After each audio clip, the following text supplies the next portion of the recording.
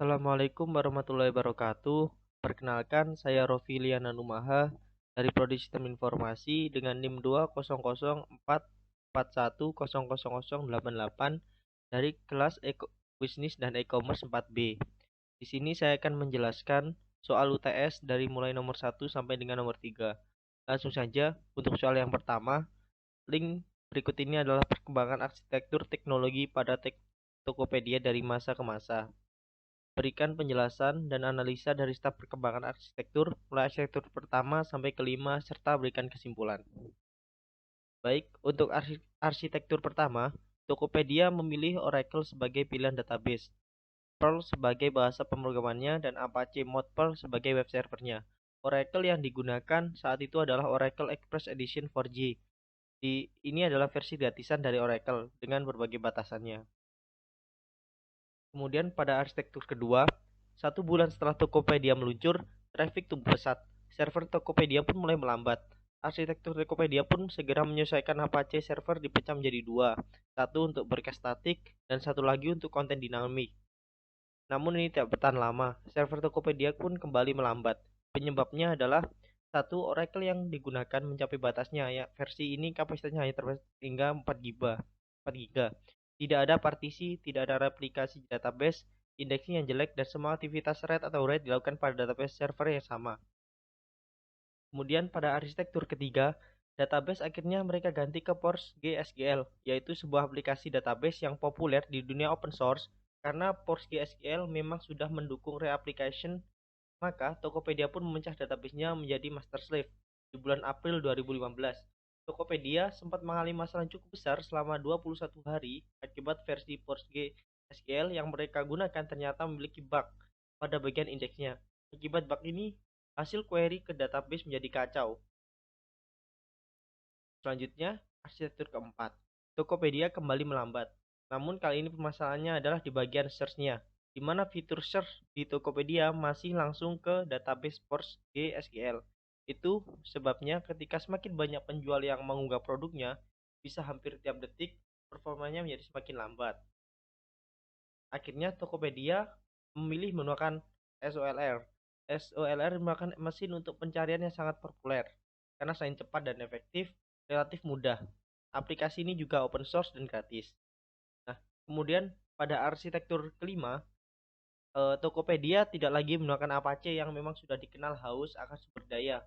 Tokopedia mencoba menggunakan NGIN, sebuah server yang bisa digunakan sebagai web server, reverse proxy, maupun load balancer atau pemecah beban berdasarkan request ke server. Tokopedia sendiri menggunakan NGIN sebagai load balancer dan web server. Dan karena Tokopedia masih menggunakan Perl, maka tentunya NGIN mode Perl juga digunakan. Akan tetapi masalah timbul lagi, yaitu situs Tokopedia terbentur pada keterbatasan hardware. Kapasitas penyimpanan harddisk sudah hampir habis, penggunaan sumber dayanya 90-100%. Tidak ada cadangan dan tidak ada failover. Baik, untuk selanjutnya kesimpulan. Kesimpulan yang dapat kita ambil adalah semua teknologi memiliki batasan atas penggunaannya, baik itu bahasa pemrograman ataupun teknologi secara umum. Pastikan untuk memahami batasan tersebut sebelum mengimplementasikannya, seperti yang terjadi dalam perkembangan Tokopedia, mulai dari arsitektur 1 hingga arsitektur ke-5, di mana teknologi yang digunakan sering mencapai batasan yang berakibat melambatnya performa dari Tokopedia. Akan tetapi, sebelum menyimpulkan keterbatasan dari suatu teknologi, lebih baik kita harus menganalisis apakah batasan tersebut memang karena teknologinya atau keterbatasan yang disebabkan karena kita yang kurang memahami cara menggunakan teknologi secara optimal. Kemudian untuk tugas nomor 2, pilihlah salah satu e-commerce berikut: Shopee, Tokopedia, Blibli, Lazada, dan JDID. Lakukan analisis terhadap sistem pembayaran apa saja yang digunakan serta sistem keamanan transaksinya. Baik, di sini saya memilih Shopee. Di dalam Shopee ini terdapat kurang lebih 10 metode sistem pembayaran. Yang pertama yaitu ShopeePay. ShopeePay merupakan dompet atau uang elektronik yang dimiliki oleh Shopee. Mengisi saldo ShopeePay ini bisa dilakukan lewat Alfamart, Indomaret maupun lewat e-banking. Kemudian ada COD atau bayar di tempat. Metode COD di Shopee ini dianjurkan karena untuk alasan keamanan saat bertransaksi. sehingga meminimalisir adanya penipuan di Shopee. Kemudian ada Shopee PayLater. Shopee PayLater ini selain menggunakan kartu kredit maupun kredivo, Shopee PayLater ini juga bisa membeli barang secara cicilan di Shopee.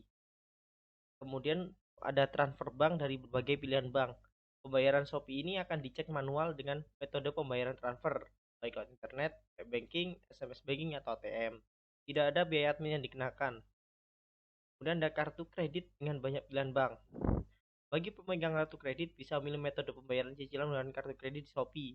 Dan kalau ada, pilih yang ada cicilan 0%-nya. Kemudian ada one click. Nah, yang kemudian ada Indomaret. Kemudahan pembayar pesanan barang di Shopee selain bayar di tempat adalah ketersediaan pilihan pembayaran Shopee lewat Indomaret sebagai salah satu minimarket yang paling banyak memiliki gerai toko di Indonesia. Selain itu juga ada Alfamart di mana tidak jauh beda dengan Indomaret. Untuk pertanyaan selanjutnya, sistem keamanan transaksinya. Nah, untuk keamanan transaksi sendiri, setiap transaksi yang dilakukan di Shopee akan diminta untuk memasukkan PIN atau fingerprint atau sidik jari. Nah, apa gunanya? Yaitu untuk mengonfirmasi bahwasannya yang melakukan transaksi memang benar-benar user yang telah terdaftar, bukan sedang dibajak atau yang lainnya. Dan untuk soal nomor 3, aplikasi TikTok saat ini semakin fokus pada e-commerce. Kehadiran TikTok Shop memberikan pengalaman baru bagi customer untuk berbelanja, berikan penjelasan mengenai alur e-commerce pada TikTok Shop, dan berikan perbedaan dengan aplikasi e-commerce yang lain yang Anda ketahui. Baik, aplikasi TikTok sendiri mengeluarkan inovasi terbaru dengan fitur-fitur terupdate untuk membacakan penggunanya. Fitur terbaru dari TikTok yaitu adanya TikTok Shop yang resmi dirilis pada April 2021. Mana fitur ini memudahkan pengguna bertransaksi jual beli barang secara langsung di aplikasi. Pengguna bisa langsung berbelanja melalui TikTok tanpa harus beralih ke aplikasi lain untuk menyelesaikan transaksi pembelian. Kemudian untuk cara berbelanja di TikTok sendiri, yang pertama buka aplikasi TikTok melalui smartphone, bisa Android atau iOS. Kemudian kunjungi akun toko resmi dari produk yang ingin dibeli. Kemudian klik icon shop, gambar tas yang muncul di halaman utama profil. Setelah etalase produk muncul, pilih barang dengan cara scroll layar ke bawah. Kemudian klik tombol Buy Now yang terletak di pojok kanan bawah setelah menggunakan produk yang tidak dibeli. Isi alamat lengkap dan order barang yang akan dibeli. Kemudian pada halaman order summary seperti jumlah item, warna, notes opsional, serta metode pembayaran. Terdapat 7 opsi pembayaran yang bisa dipilih, yakni OVO, GoPay, bank transfer, Dana, kredit card, Indomaret, dan Alfamart. Selanjutnya ikuti petunjuk selanjutnya hingga transaksi pembayaran selesai. Nah, untuk perbedaan TikTok Shop dengan aplikasi e-commerce lain, TikTok Shop tentunya berbeda dengan platform e-commerce lain seperti Shopee maupun Tokopedia. Pasalnya, TikTok sendiri merupakan platform video pendek, hanya saja memiliki fitur belanja online yang dikenal sebagai TikTok Shop. Berbeda dengan aplikasi Shopee dan Tokopedia yang memang pada dasarnya merupakan platform e-commerce. Jika dibandingkan TikTok Shop, lebih menyerupai Instagram Shopping atau Facebook Shop. Itu tidak sama persis, tapi keduanya berada di atas platform serupa, yakni sosial media. Namun juga terdapat perbedaan di antara ketiganya, yaitu fitur TikTok Shop ini tidak mengarahkan pengguna ke situs web dari toko yang bersangkutan, tapi semua transaksi pembelian, obrolan dengan penjual, hingga proses pembayaran yang dilakukan dalam aplikasi TikTok itu sendiri. Nah, kemudian kelebihan dari TikTok Shop sendiri yaitu lebih banyak promo dan gratis ongkir, di mana belakangan ini banyak pelanggan e-commerce yang mengeluh tentang besarnya ongkir, mana kadang lebih mahal ongkirnya daripada barang yang dibeli. Nah, pengguna TikTok Shop juga bisa ada uniknya nih, yaitu para pelanggan TikTok Shop itu bisa membeli barang secara langsung pada saat sesi live streaming. Nah, biasanya para kreator atau maupun toko online di TikTok memanfaatkan live streaming sebagai ajang promosi barang sekaligus menjual produk. Baik, sekian dari saya. Kurang lebihnya mohon maaf. Terima kasih. Wassalamualaikum warahmatullahi wabarakatuh.